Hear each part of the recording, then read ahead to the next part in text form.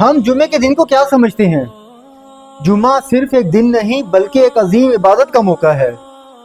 اللہ تعالیٰ قرآن شریف میں ارشاد فرماتے ہیں، یا ایھا الذین آمنوا اذا نودی للصلاۃ من یوم الجمعۃ فاسعوا الی ذکر اللہ وذروا البیع، یعنی اے ایمان والو، جب تم جمعے کی اذان سنو تو اللہ کے ذکر کی طرف دوڑو اور تجارت کو روک دو۔ ذالکم خیر لکم ان کنتم تعلمون، یہی تمہارے لیے بہترین ہے اگر تم سمجھو۔ لیکن سوال یہ ہے کہ آج جب جمعے کا دن آتا ہے تو کیا ہم واقعی اس حکم پر عمل کرتے ہیں؟ یعنی پورے ہفتے میں آدھا گھنٹہ کاروبار بند کرنا ہمارے لیے اتنا مشکل ہے؟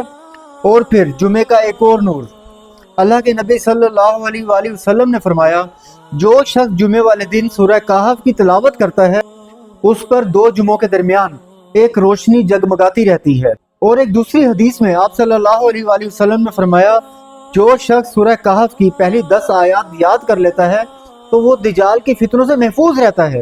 یعنی ایک چھوٹی سی عبادت اور پوری زندگی فتنوں سے حفاظت۔ جمعے کا دن تمام دنوں کا سردار ہے، لیکن اس دن میں مخصوص ٹائم صرف جمعے کی اذان سے لے کر جماعت تک، نہ مال کام آئے گا نہ تجارت کام آئے گی، لیکن اس ٹائم کی عبادت تمہاری قبر اور تمہاری آخرت کو روشن کر دے گی۔